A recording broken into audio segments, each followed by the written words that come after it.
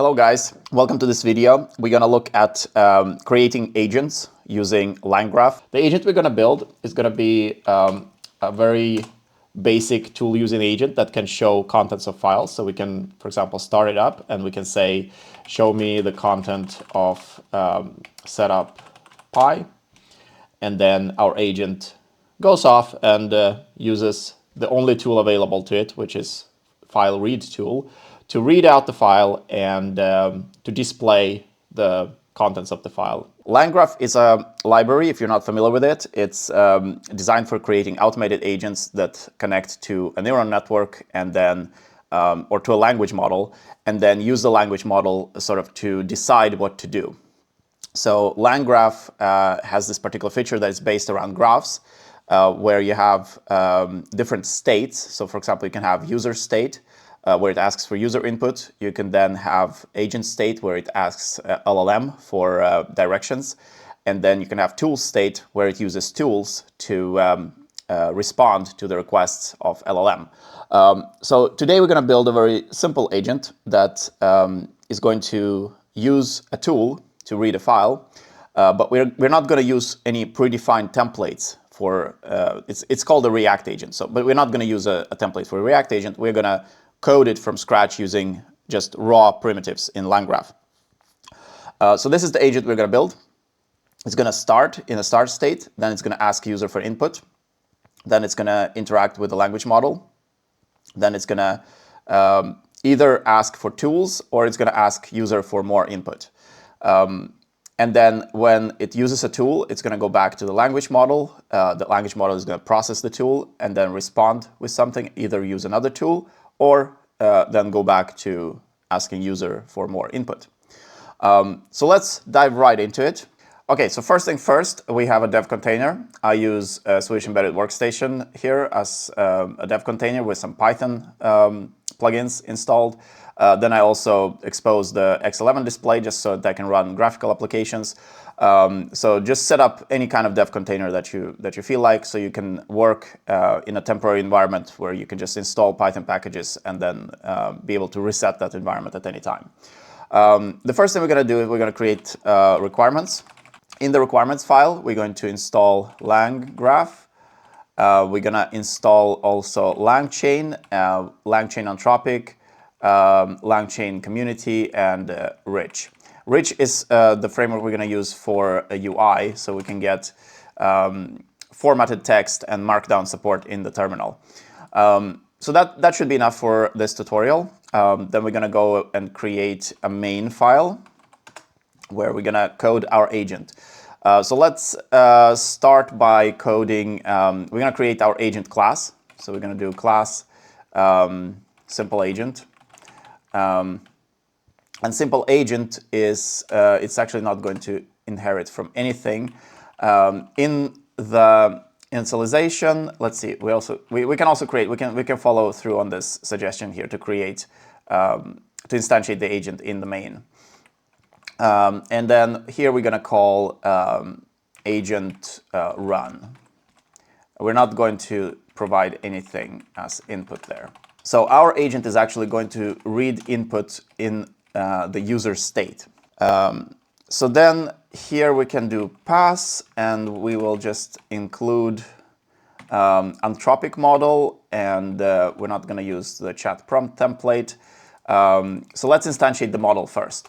We're going to instantiate Claude Sonnet, but we're going to use a newer model, so it's going to be Sonnet latest.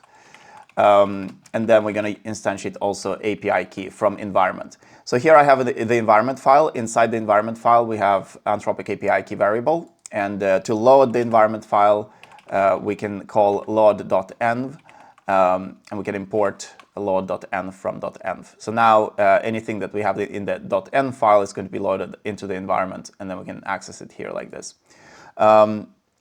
There is also a setting called temperature. So we can do temperature and set this to like 0.3 to get a little bit of creativity on the model side. If you set it to 0, it's going to be very predictable, very much the same every single time. If you set it to a high value like 1, it's going to be very creative. It might respond with a story or a poem or something else. So 0.3 is okay for this kind of agent. We want it to be a little bit creative to kind of decide what tools or how it's going to use a tool and whether it's going to use the tool multiple times and things like that. So then we are also going to create a console, which is going to be a console we import from Rich. And we can also import, we'll start with console, and then we can also print the box that I showed you in the beginning. So let's see, we can do like, we can print, and then here we're gonna call panel fit, and then we can do like markdown hello world, and this could be like bold green, like that. So now we create the model.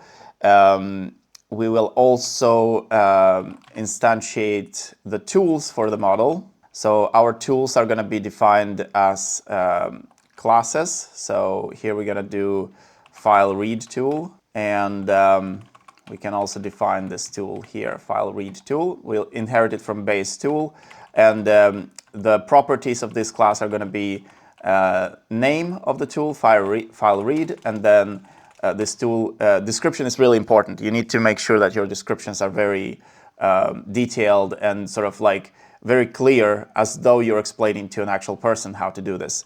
So this file read tool is going to be reads a file designated by the supplied absolute path and returns the content as string. That's fine. And then args schema is going to be, it's going to be, let's see, file read tool input. And then this is actually going to be just schema assigned like that. And here we can define this file read input as a file path, and then this is going to be a field which has a description absolute path to the file to read. Now, all of these descriptions, they're going to be passed to the model. So the model is going to be using these descriptions to decide how to use a tool. So that's why they need to be very accurate. So then we're going to also bind the tools. So we can do self model equals self model bind tools.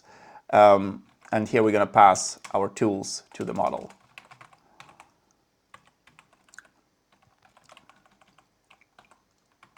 Let's do like that.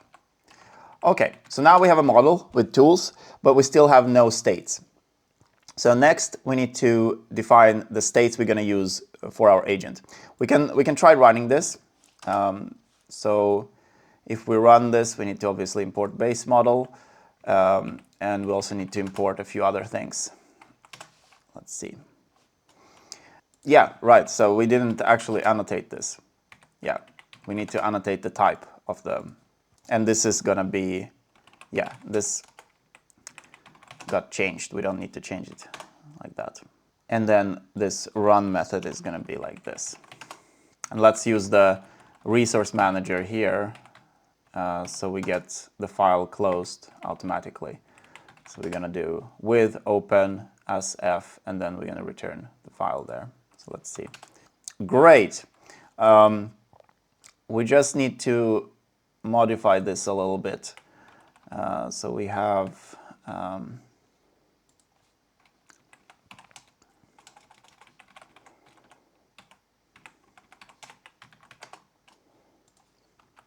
this should give us a green panel. There we go. Good. And then yeah, probably the bold is going to be also supported. Let's see if we can get bold green. Yeah, good. Awesome. Okay, so this is going to be our simple agent. And then our simple agent needs to ask the user for input. So now we're just exiting. So next thing we're going to do is create this run method. In the run method, what we want to do is invoke our agent, which we haven't created yet. So we need to create the agent as well. For our agent, we're going to do like this. self agent equals, we're going to create a state graph.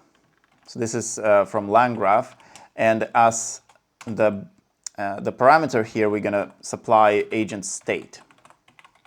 Agent state is going to be a class we're going to create here. So let's import first the state graph. Agent state we're not going to import from anywhere. Instead, we're going to do like this. We're going to create agent state, and I can see that all of the suggestions are basically messed up. So let's not pay attention to the suggestions. What we're going to do instead here is for the agent. So this is the state that we're going to save persistently for our agent. So here we want to have the chat history, and we want to have also possibly the configuration for the agent. So let's do like messages. Let's start with the chat history. So we're going to have an annotated sequence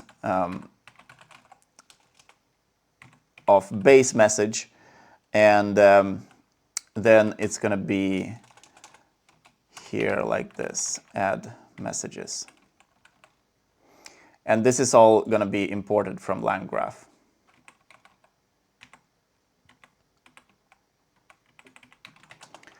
Good. So now we have that state, and now we can create a state graph, which will represent our agent, and we can also then start adding nodes to this graph. So we're going to create a node for user input. This is going to be our user node. And then we're going to create a node for model response, which would be our model node. And then we're going to create also add node for tool use, which is going to be our tool use. And then we're going to do self agent compile. Let's actually call this workflow.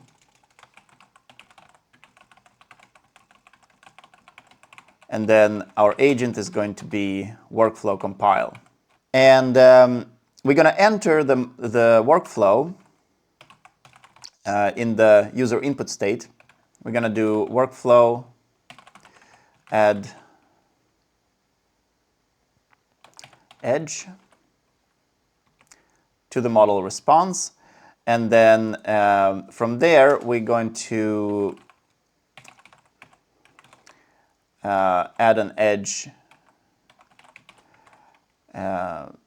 to user input back for now. So let's see how this works. And this we still need to define those functions. And in the run method, we need to also invoke our agent. We're going to send in some input here. So as the first message, we're going to have AI message. We're going to just feed the model with the initial response that the model didn't actually generate, but that we're going to display to the user. And this will actually be sent to the model. So this does affect how the model behaves in the beginning. So here you can even create like the initial response from the model that explains a thought process of the model. And then when you add another user message, then the model will try to create a completion from there. So anything we put in the beginning here does matter. But we're also going to create a system prompt that will come right in the beginning as the first message. So let's see here. We're going to invoke the agent, and then we're basically going to run in our states. We're going to switch between our states and go back to user input. So we're not going to exit this loop. So then we need to define the three functions, which would be get user input. So this is going to ask the user for input, and then it's going to return. Let's see. So here we're going to return an object. We're going to return a dict with human input. And then we're also going to define model response. Let's start with this suggestion here, but we're not actually going to we're going to actually provide messages. So messages here is going to contain also our system message. So we need to make this a list, and then we're going to append the state messages. But here we're going to start with a system message that is basically you're a helpful assistant. You can read files and answer questions about them. But here instead of just having a content, we're going to actually also enable caching. So we're going to do a raw message of type text, and then text is going to be our prompt, and then we're going to do cache control type ephemeral. That's good. And then we can close this. Then we have a system message. Good. Then with the system message and the current history of messages, we're going to invoke the model, and then we're going to return the response as an array of response messages. So let's add the missing classes here now, and then let's see what else we're missing. Okay. So now we should be able to say hello, and then agent state object is not subscriptable. Model response right. So here we want to do, since it's a data class, we want to access messages directly there. Okay, now it goes back to user input. Let's also make this a single line. So we don't want it to be a box. So we're gonna do console print, and then instead of just panel, we're gonna just do like this. Let's see how this works. Okay, good. Now we want to print out the response of the model. So when we invoke the model here, we want to print out this response to the user. We're actually going to have a title here. Let's do content as markdown and then title assistant. And I think we should get the response here. Good. So now we're getting something back here, but let's see. Hello, I'm here to help you. I can read files and answer questions. Let's ask it what tools it has. What tools do you have? Good. It has access to the read file tool, and we should actually also be able to read the file, but we are not currently handling the tool use. So that's something else that we need to add. We're not handling the tool use as a state. So if we do like this, show me the content of main.py, then it's not going to be able to answer this because we're just invoking the model here. We're not switching to tool use. So how do we add tool use then? What we need to do is basically we're going to print out the response here so we can debug it. Then we're going to go back and show content of main.py. And we're going to get messages from the model that ask us to use tools. So here, I'll help you read the content of main.py. However, I need the absolute path to the file. Could you please provide the full path? So first thing first here. It actually doesn't know where in the system we are. So we need to provide this information. We're going to provide this information in the initial message that we sent to the model. So after this system message here, so we want to cache the system message. We want it to be constant. But then after the system message, we're going to add another message, human message. And as content here, we're going to add working directory. And that's going to be our current working directory. So let's try it now. So now it should know that it's in a directory, and it's going to automatically concatenate the file name. So show me content of main.py. So now it should ask us to use tools. Let's see. Yeah, so now we have here, I'll help you read the content of main.py. Let me retrieve that file for you. So now we have, let's see. yeah, we basically failed here. So because this is a tool use, its content is actually a list. Actually, let's handle this directly in the tool class. So we need to basically identify that this is a tool call, and then we need to go into the state that will actually handle tool calls. So we're not going to do it here. We're instead going to do it like this. We're going to add another edge, or conditional edge, to go to model. Let's see. We're gonna run this in model response, and then we're gonna identify if it's a tool use. We're gonna go to tool use, and then if it is user input, we're gonna go to user input. So now we just need to identify whether this is tool use, and we're gonna do that by implementing this function. So we're gonna do def get tool use, and here we're gonna do tool calls. If basically we have tool calls, if the last message has tool calls, we're gonna return tool use, and otherwise we're gonna return user input. So then if we have the tool calls parameter here, so we have tool calls here, then we're gonna go to the tool state, and then otherwise we're gonna go back to user input. And as messages here, we have two messages. We have text, which is the reply from the model, and then we have tool use. So here we will do like this. So if is instance content list, then we're going to go for item in response content, and then if it is text, then we're going to print assistant. Otherwise, we're going to print tool use. And then if it's not a list, we're just going to print assistant and then provide the content. So now we should get really good drawing of these responses. And if we have then tool use in the model response state, then we're going to go into tool use state. And we then also need to actually, we're gonna call this one check tool use, so that it's not the same function. So we're gonna rename this to check tool use. And then in the tool use state, we're gonna be in get tool use. So here we need to implement our tool use. And so here we're just gonna use the tool calls parameters. So we're gonna do for tool call in the last message. So it's going to be state messages -1 tool calls, and then let's see, and then here we are also going to do tools by name.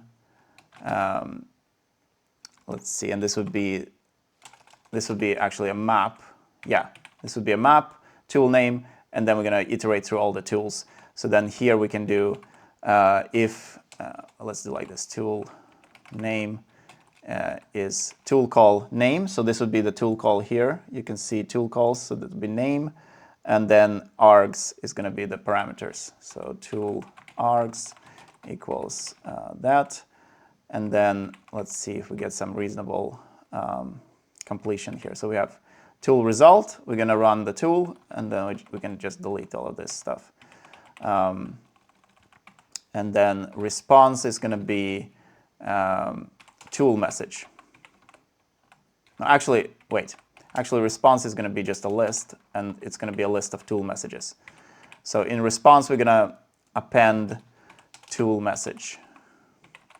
And then here, there is an important thing to supply here. We're gonna send back the ID of the tool call. So you can see here we have an ID. We need to provide this back with our tool call. So we're gonna provide the result. Name would be the tool name, and then we're gonna have tool call ID, and this is gonna be tool call ID parameter. So this should give us good result. Let's see how this works. Show me the content of main.py, and right, so this needs to be, obviously, this is a dictionary, so it's going to be type, and then type like that.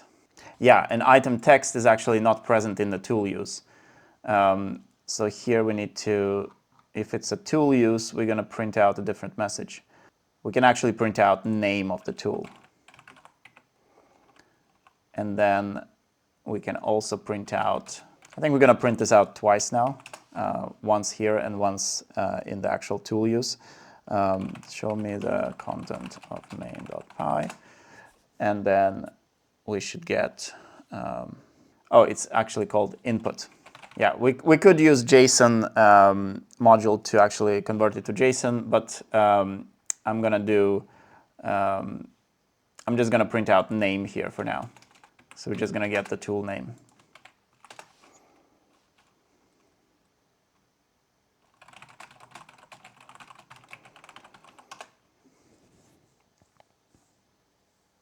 Then here we need to replace this with actual messages.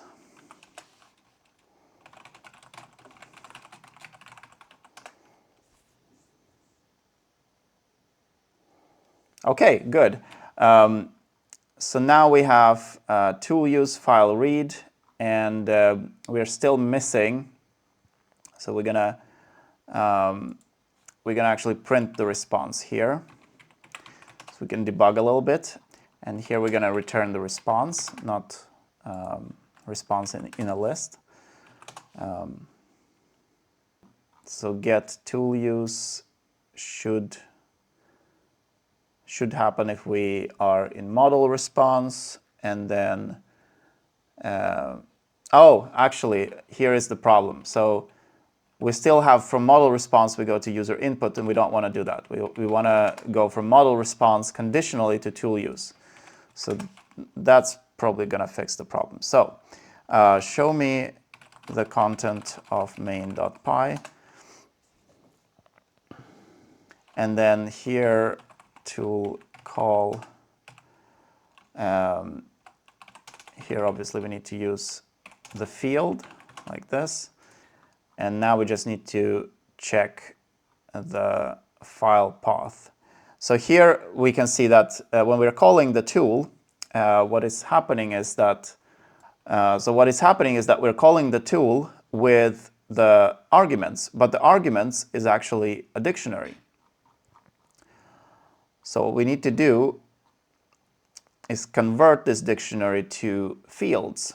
So when we call the tool, we're going to expand the tool args so that it becomes parameters to the function.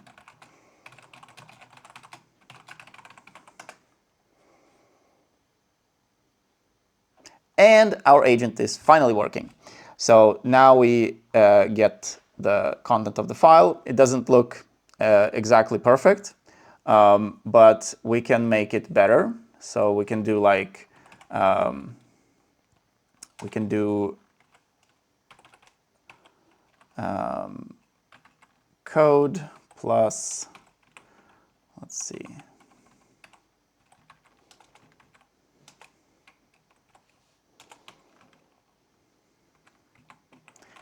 We can print out the result of the tool as code.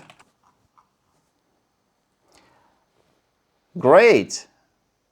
So now we have created our first agent that is able to call tools, and it's actually able to, let's see here. If we're going to go show me the content, and it's actually able to figure out what file to open all by itself. So let's see. Show me the content of the main program here.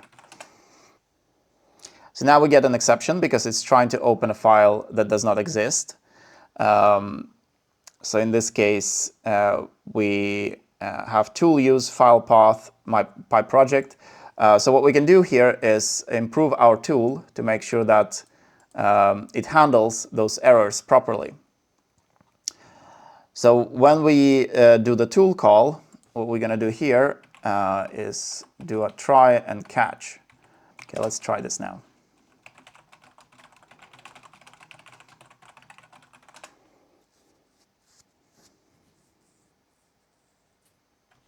Great, it actually worked. Look at that. I'll help you find the main program here. First, I need to determine what might be the main program in this repository. Common program names could be main or app or similar. Let me check what's available. So it tries this, and it actually succeeds at the first try. Now, let's rename this file to say, let's say main, like that. And then let's run this again. Also, one thing to notice here is that our script has exited, so we didn't actually go back to our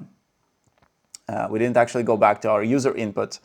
So we need to make sure that after we are done with the tool, that we actually go back to user input. And to make sure that our graph looks exactly the same as this one, we are going to print it out. So we're going to go here, and we're going to print out this this graph as mermaid. And then we can just take this and paste it into the mermaid visualizer online. You can just search for visualize mermaid. So one thing to notice here is that our graph actually looks like this. So we go to tool use, but then from tool use we don't actually go back to model, and we want to go back to model. So we need to fix this. We want the agent to go to tools, and then from tools we want it to go back to the agent. So we need to modify. We need to add another edge here. So we're going to add from workflow from tool use to model response. So when we are done with our tool, so from model response we go to tool use, but then from tool use we need to go back to model response. So now we should get a little bit better result here.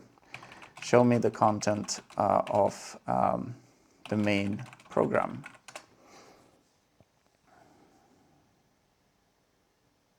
Okay, so we are actually printing this out twice because we're printing it out in the tool use or in the model here. We have assistant, and then we also printing it out in the user. So we can do like this. Let's delete that one. Just print out user input.